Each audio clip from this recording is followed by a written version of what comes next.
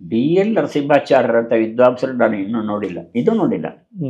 ಅವರು ಎಷ್ಟು ಭಾಷೆ ಬರ್ತಾ ಇತ್ತು ಅಷ್ಟೇ ಅಲ್ಲ, ಅವರು ಎಷ್ಟು ಜನದ ಜೊತೆ ಸಂಪರ್ಕ ಇಟ್ಕೊಂಡಿದ್ರು, ಮತ್ತು ಅವರು ಯಾವ್ಯಾವ ಗ್ರಂಥಗಳನ್ನು ಓದ್ತಾ ಇದ್ರು. ನಾನು ಹುಚ್ಚುಚ್ಚಾಗಿ ಅವರ ಲೈಬ್ರರಿಗೆ ಹೋಗಿ ಅವ್ರು ಏನು ಪುಸ್ತಕ ಓದ್ತಾ ಇದ್ರು ಅದನ್ನು ನೋಡ್ತಾ ಇದ್ದೆ. ನಿಮ್ಮ ಸಾಹಿತ್ಯದ ಆಸಕ್ತಿ? ನನ್ನ ಸಾಹಿತ್ಯದಲ್ಲಿ ಅವ್ರು ಏನಿದ್ದಾರೆ, ನನಗೆ ಮುಖ್ಯವಾಗಿ ಹಳೆಗನ್ನಡ ಅಂದರೆ ಇಷ್ಟ, ತುಂಬ ಇಷ್ಟ. ಯಾಕೆ ಅಂದರೆ ನನಗೆ ಓದಿದ್ದದೇ ನಾನು ಹಳೆಗನ್ನಡನೇ ಜಾಸ್ತಿ ಓದಿದ್ದು. ಓದಿಸಿದ್ಯಾರು? ಓದಿದ್ದು ನಮ್ಮ ಕಾಲೇಜ್ ಹೆಸರುಗಳು. ಯಾರ್ಯಾರು? ಎಸ್ ಸಿ ಪರಮೇಶ್ವರ ಭಟ್ರು, ಎಸ್ ವಿ ಸಂಪತ್ ಅಂತ ಬರೀದ್ರು, ಅವರು ಜಿ ವರದರಾಜರಾವ್ ಅಂತ ಕೇಳಿದ್ದೇನೆ ನೀವು? ಗೊತ್ತು ಗೊತ್ತು, ದಾಸಾಹಿತ್ಯದ ಬಗ್ಗೆ ತುಂಬಾ ವರ್ಕ್ ಮಾಡಿದ್ದಾರೆ. ಅವರೇ ತುಂಬಾ ಅಥೆಂಟಿಕ್, ಅವರು ಬಹಳ ವಿದ್ವಾಂಸ ಪರಮೇಶ್ವರ ಭಟ್ರು. ಹೌದು. ಆಮೇಲೆ ಕುವೆಂಪು, ತೀನು ಶ್ರೀಕಂಠಯ್ಯ, ಇವರು D L Narasimhacharya. D L Narasimhacharyar ಅಂತ ವಿದ್ವಾಂಸರು ನಾನು ಇನ್ನೂ ನೋಡಿಲ್ಲ, ಇದು ನೋಡಿಲ್ಲ. ಅವರು ಎಷ್ಟು ಭಾಷೆ ಬರ್ತಾ ಇತ್ತು ಅಷ್ಟೇ ಅಲ್ಲ, ಅವರು ಎಷ್ಟು ಜನದ ಜೊತೆ ಸಂಪರ್ಕ ಇಟ್ಕೊಂಡಿದ್ರು, ಮತ್ತು ಅವರು ಯಾವ್ಯಾವ ಗ್ರಂಥಗಳನ್ನು ಓದ್ತಾ ಇದ್ರು. ನಾನು ಹುಚ್ಚುಚ್ಚಾಗಿ ಅವರ ಲೈಬ್ರರಿಗೆ ಹೋಗಿ ಅವ್ರು ಏನು ಪುಸ್ತಕ ಓದ್ತಾ ಇದ್ರು ಅದನ್ನು ನೋಡ್ತಾ ಇದ್ದೆ ನಾನು. ನೋಡಿದ್ರೆ ಯಾವುದೋ ಸ್ಟ್ಯಾಟಿಸ್ಟಿಕ್ಸ್ ಇಟ್ಕೊಂಡು ಬಂದಿರ್ತಾರೆ ಅವರು. ಸ್ಟ್ಯಾಟಿಸ್ಟಿಕ್ಸ್? ಅದು ಯಾಕೆ ಅಂದರೆ ಭಾಷಾಶಾಸ್ತ್ರಕ್ಕೂ ಅದಕ್ಕೆ ಸಂಬಂಧ ಇದೆ. ಅವ್ರು ಹೇಳ್ತಾ ಇದಕ್ಕೆ ಸಂಬಂಧ ಇರುತ್ತಪ್ಪ. ಸಂಬಂಧ ಇರ್ತಿತ್ತ, ಸಂಬಂಧ ಕಲ್ಪಿಸ್ತಿದ್ರ? ಸಂಬಂಧ ಇದು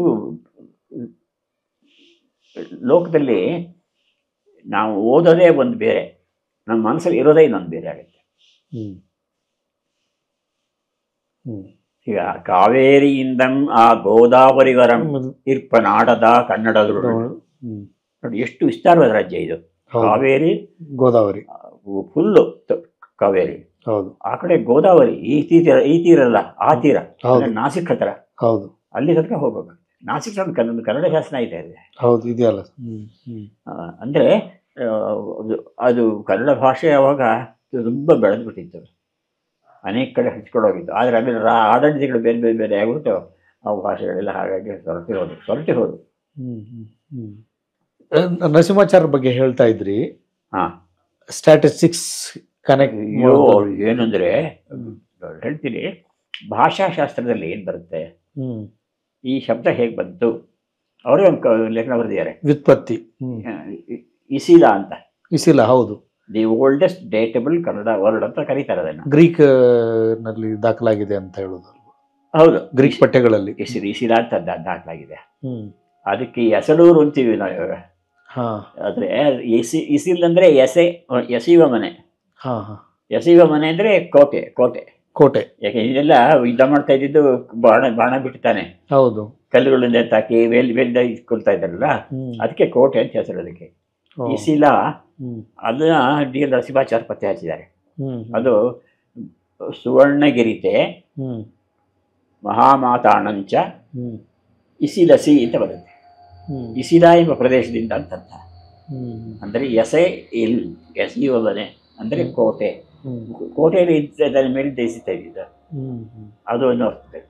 ಅದು the first datable Kannada word in Kannada ಅಂತ ಅವರು ಡಿ ಎಲ್ ನರಸಿಂಹಾಚಾರ್ಯ ಬರೆದಿದ್ದಾರೆ. ಅಂಥ ವಿದ್ವತ್ವರಿಗೆ ಭಾಷಾಶಾಸ್ತ್ರ ನಮ್ಮದು ಎಲ್ಲೆಲ್ಲಿ ಕರ್ಕೊಂಡು ಹೋಗುತ್ತೆ ಗೊತ್ತಾ? ಯಾವುದು ಈಗ ವಾನಾಯುಜ ಅಂತ ಒಂದು ಶಬ್ದ ಬರುತ್ತೆ. ವಾನಾಯುಜ ಅಂದರೆ ನರಸಿಂಹಾಚಾರ್ಯ ಹೇಳ್ತಾ ಇದ್ದರು. ವಾನಾಯುಜ ಅಂದರೆ ಕುದುರೆ ಅಂತ ಅರ್ಥ. ಹೌದು.